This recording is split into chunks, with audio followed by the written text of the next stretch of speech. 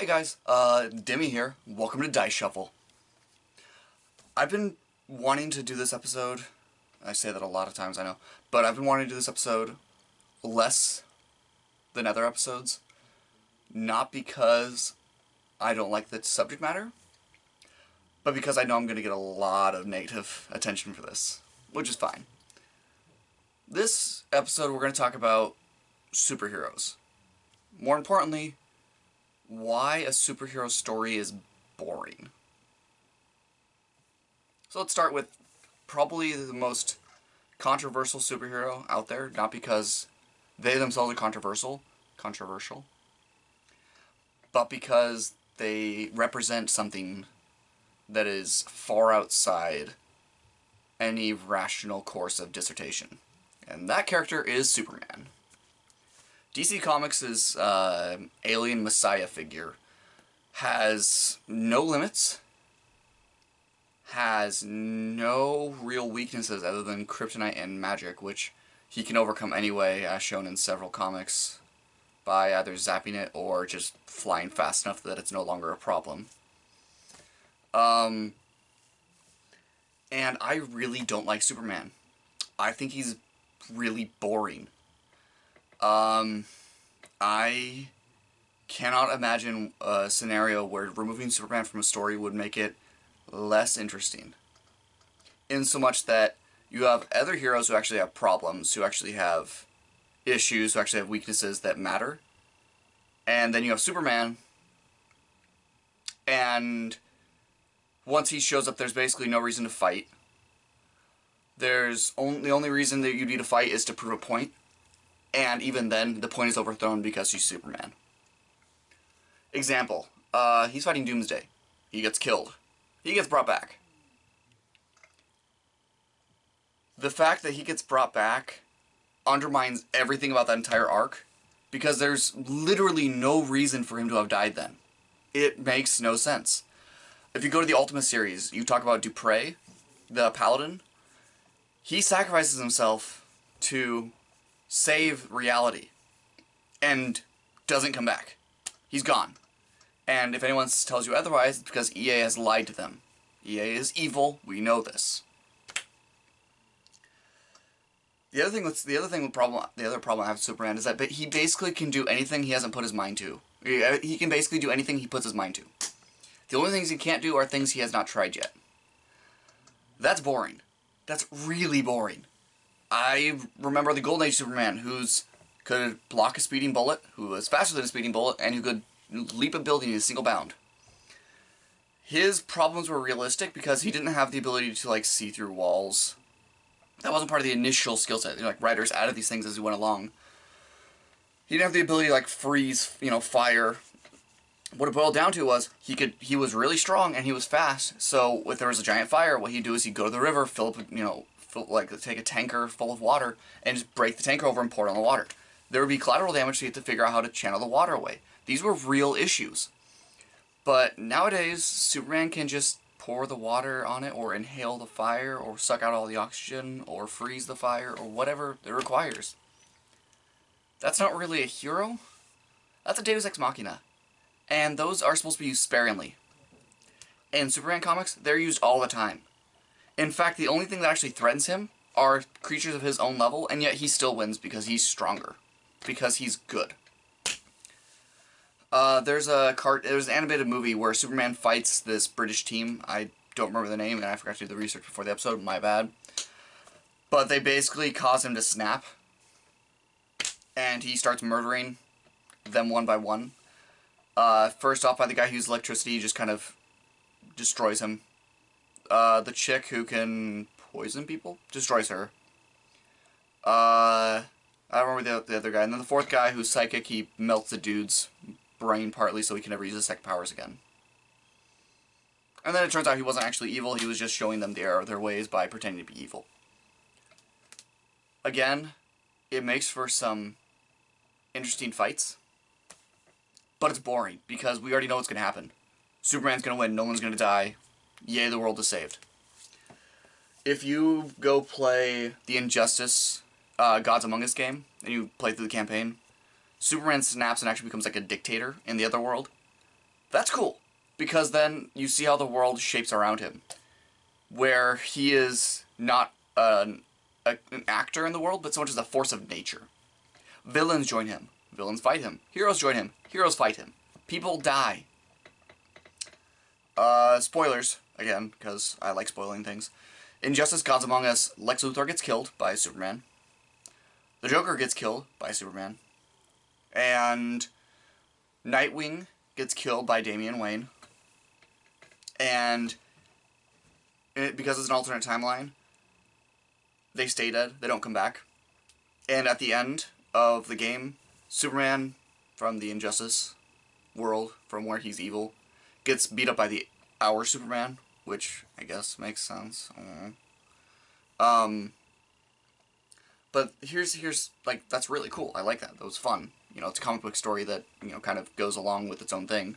Yeah, it's an alternate universe, so we know that's not actually affect the main timeline, but it was cool because that means in another timeline it actually sticks. But no, at the end of Injustice, the evil Superman, instead of getting killed, gets locked away in a room covered in red lights, which mimics the red sun, which drains his powers.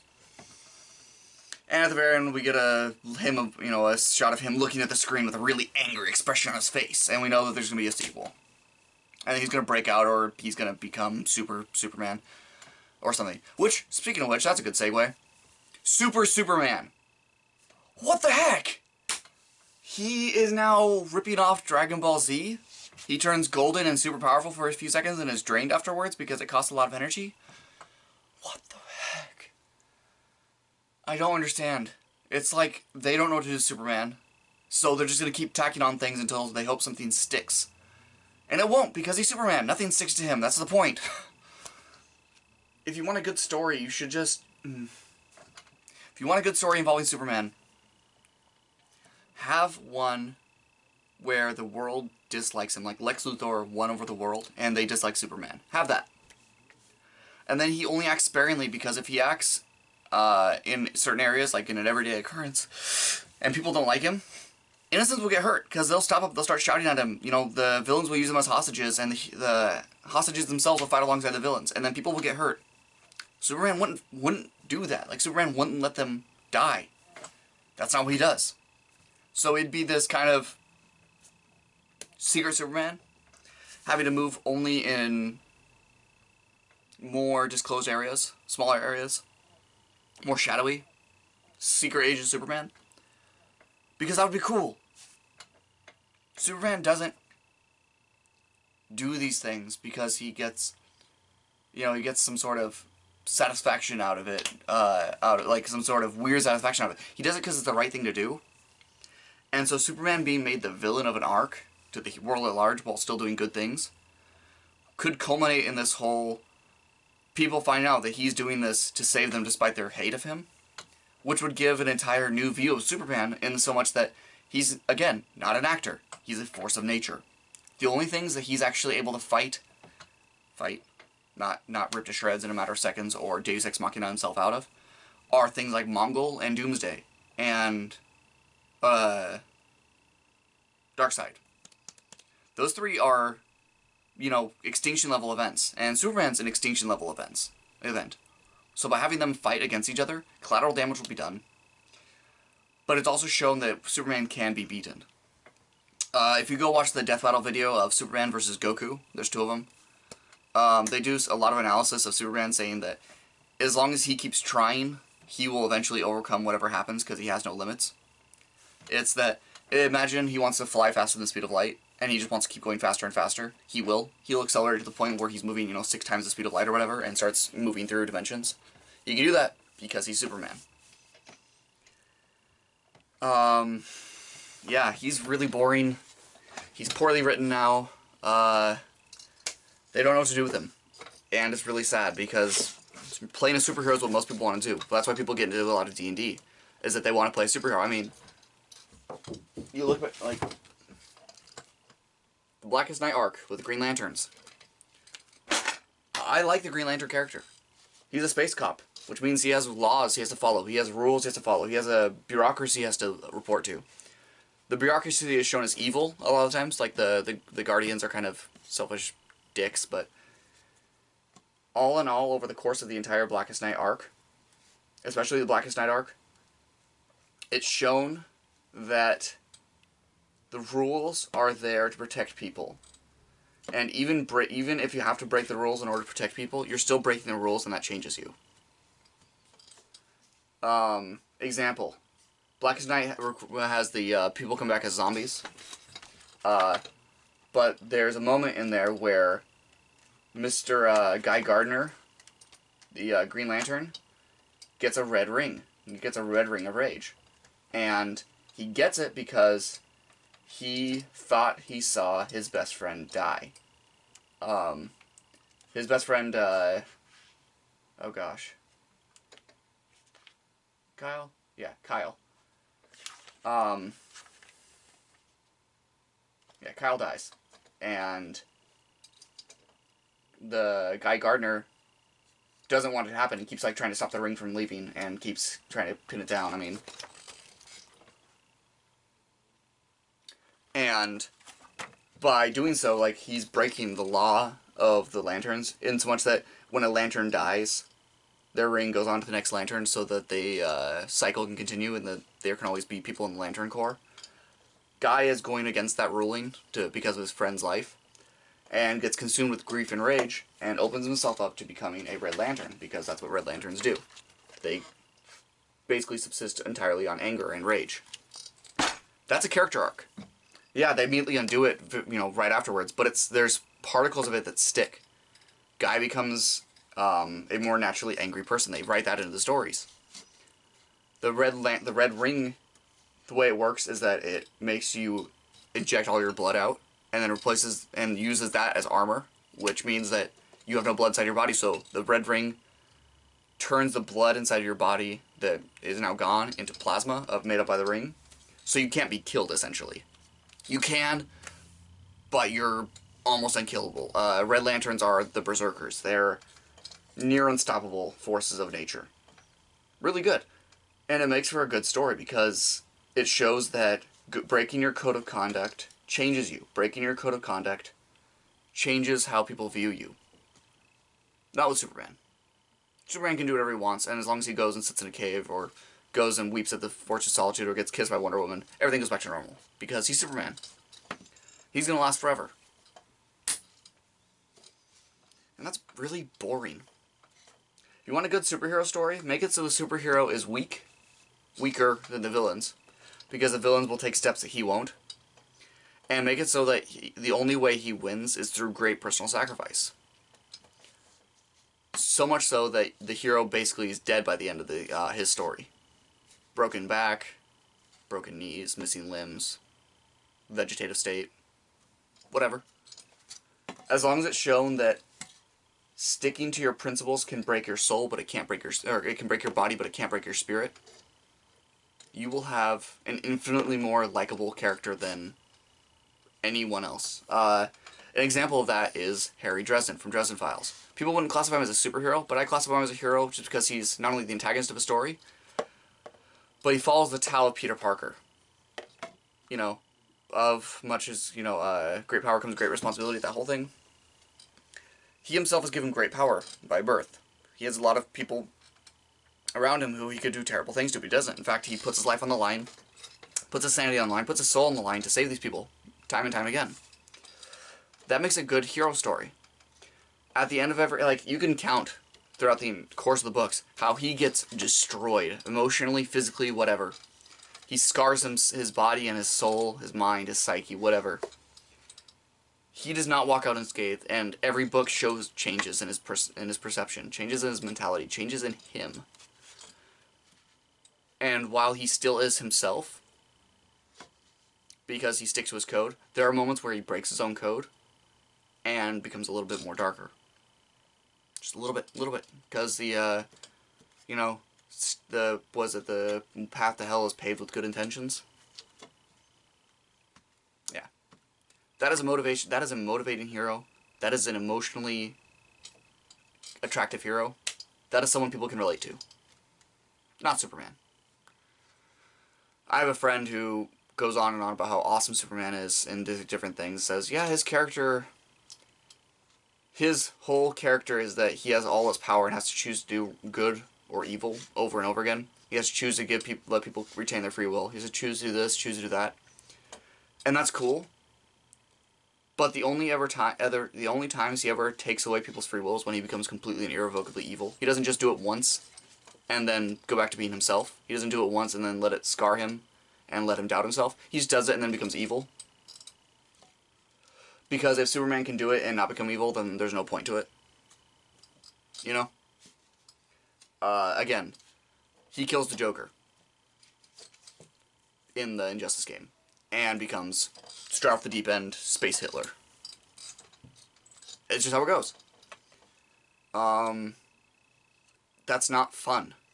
You can't have any fun with that character. I mean, you can have little moments where he's dabbling with other heroes, but if it came down to a point where another hero and he came to a clash of opinions and he really, really, really vehemently objected to that other person's viewpoint, the other person couldn't really do much. Because Superman would be like, okay, well, you believe that, you know, we shouldn't tap for oil, I'm going to go dig a hole for the oil to come out so that no one else gets hurt. And, hey, look, we have oil, and you couldn't do anything to stop me. You know? The reason why I started with Superman is because I wanted to get this out of the way is, I talk about running RPGs, I talk about telling stories. You cannot tell a story about a superhero who gets stronger without personal cost. You can't. Because you have to continuously make the villain stronger, and doing that just becomes token. There's no real point to it. In Anima Beyond Fantasy, there are dragons. Dragons are incredibly powerful ancient creatures. They are not to be trifled with, not in the slightest. But certain people, heroes, can make pacts with them. And by doing the pact, their lives are linked. As long as one lives, the other one lives. If one of them dies, the other one dies. They gain the ability to, like, telepathically talk, so on and so forth. It's really cool. Here's the problem, though. A human is not meant to have that much power. 1 second, what? I think it's in the main book, which is in the other room. Fantastic. It might be in the Gaia Beyond Dreams. I don't think it's in the Gaia Beyond Dreams, but it might be. If it is in the Gaia Beyond Dreams, I'll be back, but... Or if it's not in the Gaia Beyond Dreams, I'll be back, but... Oh, it is here. Here it is. Yes, I was right. Yeah, so if you make a pact with a dragon, you get to roll a d100. Every 4 or so is a different thing you lose. And let me list them all off, because this is important. Sacrifice of the pact is limited to one of these. Your sight, your capacity for happiness, your sense of taste, your luck, your sense of touch, your voice, your sense of smell, your ability to keep things, your hearing, your charisma or charm, your ability to dream, your hope or desire to live, your sanity, your ability to love, your ability to create or conceive, your morality, your memories, your youth, your existence, your ability to hate, your intelligence, or your purpose. Those are intrinsic parts of a person. Getting rid of any one of those things would irrevocably scar that person to a point where they're no longer the person they were before. Sight, you're blind. Your hearing, you can't hear. Your sense of touch, you cannot feel pain. You cannot feel the warmth of another person.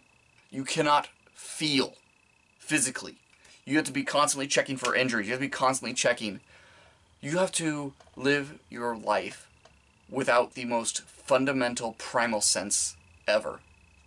When we're children, as soon as we're born, the first thing that happens, yeah, the blinding bright light, but we feel the warmth of the people caring for us. The people who lift us up, and then who bring us close to themselves and whisper things to us, telling us to calm down, that everything's going to be right, that we are loved. But it's the feel that drives it home. The warmth. You lose your hearing, you can't hear. You lose your sense of taste. You lose the ability to enjoy food. You can feel the texture, because you still have touch. But you lose the ability to taste. That means you can't smell either. Even though sense of smell and sense of taste are separate, and you get it. Science. You lose your ability to be happy. Your character will either be neutral or sad. Your character cannot be uplifted. Your character can only logic his way to neutrality again. You lose your voice. You're mute. Okay. You lose your ability to keep things.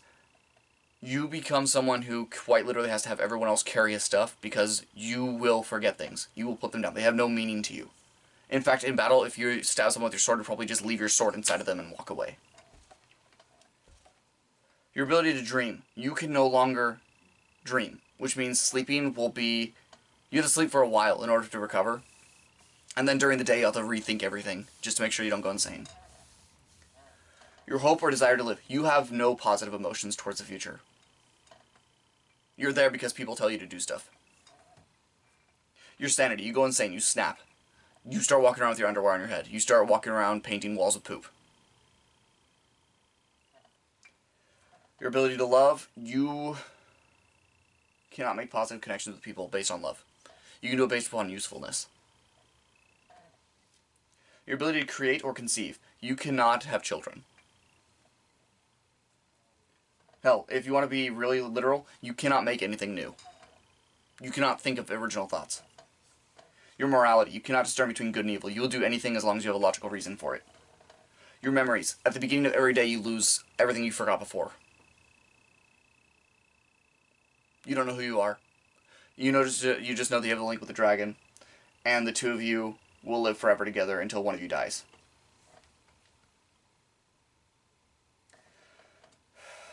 Your youth. You become old. Your existence. Nobody will remember you. In Hero, in lore, it'll be known about the dragon and his hero, and that'll be it. Your name will have no attachment. Your face will have no attachment. Your ability to hate. You cannot bring yourself to hate people, which isn't a bad thing. But it means you can't have negative emotions towards people. Outside, in a violent fashion anyway. You can be angry. You can be wrathful. You can't hate, though. Your intelligence. You lose half of your mind. You become dumb. You lose your purpose. Artist loses his art. A musician loses his music. The builder loses his ability to conceive buildings. The doctor loses his ability to heal. And these are all sacrifices made, not for the own personal gain, but for the sake of the people, for the sake of everyone around you, because that's what a hero does. A hero gives everything they are to saving everyone, no matter the cost of themselves. The whole thing of what makes a hero, what doesn't. In Firefly, it's a hero, someone who does something stupid to get everyone else killed. In Dresden Files, it's someone who succeeds in doing something stupid, otherwise they're called idiots. In comics, it's somebody who stands up for what's right. In the real world, it's someone who stands up for what's good. Those are heroes. And heroes, as defined by comics, are boring to play. Heroes as defined by RPGs are not. Heroes as defined by the Dresden Files are not. And I'm like, this is one of my laws. I will never run a game where people play superheroes. Like, I will never use a superhero system. I will never use a superhero storytelling mentality. Because superheroes are reactionary by nature. They do not exist except to stop an evil. Villains can exist to do whatever they want. But, I mean, the Daredevil stops all the crimes in Hell's Kitchen, which is 10 blocks. He doesn't prevent them, he stops them. Spider-Man the same way. Go to Queens, go to Brooklyn, New York. He exists to stop crime. He does not exist to prevent it. Fantastic Four exists to stop disasters. They don't exist to prevent them. Superman exists to stop crime, not to prevent them. Because if they prevent them, they're taking away free will. And if they take away free will, they get a boring story. In RPGs, you can be a preventative force. In novels, you can be a preventative force. You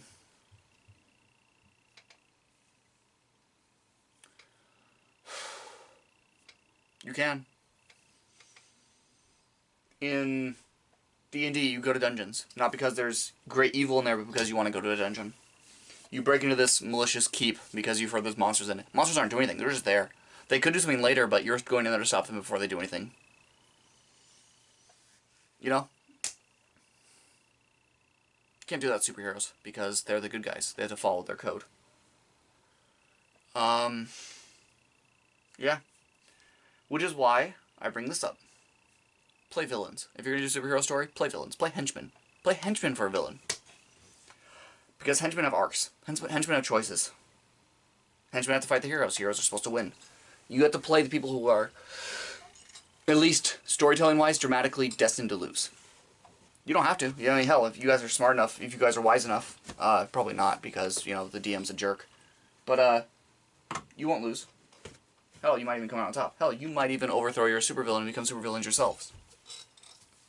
But the point is, you need to be someone who can start something. Superheroes can't start something. They have to finish it. Because if they start something, they're not heroes anymore. They're just people who have more power than everyone else. Is it punishment to be a hero? Kind of. Is it salvation to be a hero? Kind of. But at least according to comic books, they can't do anything outside of react. They can explore and then cause things, but their intention wasn't to cause things. Their intention was to find things. Their intention was to react to their lack of knowledge, or to react to their own greed. In fact, most of the problems, starting with Fantastic Four, you know, with Reed Richards, involve him being selfish and then screwing up. And that's fun, because it means that he can correct his mistakes.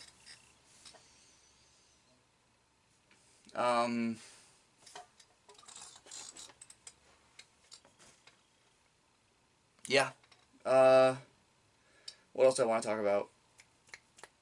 You know, let's talk about playing henchmen. So, in the next few months or so, I hope to put something up on Kickstarter. I'm putting up a game I made, where you play as henchman for a supervillain. I made the system from the ground up using inspiration from Shadowrun and such. But I'm making all the villains from scratch. I'm making kind of a skill tree system from scratch. But the point of it is that playing a henchman for a villain is infinitely more flexible than it is playing a hero. Because a henchman for a villain can be sneaky, they can be crafty, they can be selfish, they can be selfless even. Go watch Venture Brothers and look how the henchmen work for the villain. They're fantastic, they're people, you know? Watch The Incredibles. Those henchmen for Syndrome are phenomenal. They're people. They just do things. They aren't guided by some greater purpose, they're guided by a paycheck. They're D&D characters. They're just guarding their dungeon. Yeah, I don't really have anything else to say on that. I got my rant out of the way. Playing heroes is boring. Play henchman, play villain. I'll probably put up a part 2 to this later, once I figure out some finer points of doing a storytelling based on that. And I hope you guys were able to listen to me probably terribly misquote a lot of comics. Such is life. You guys have a great day, or great time, or whatever, and I'll talk to you later.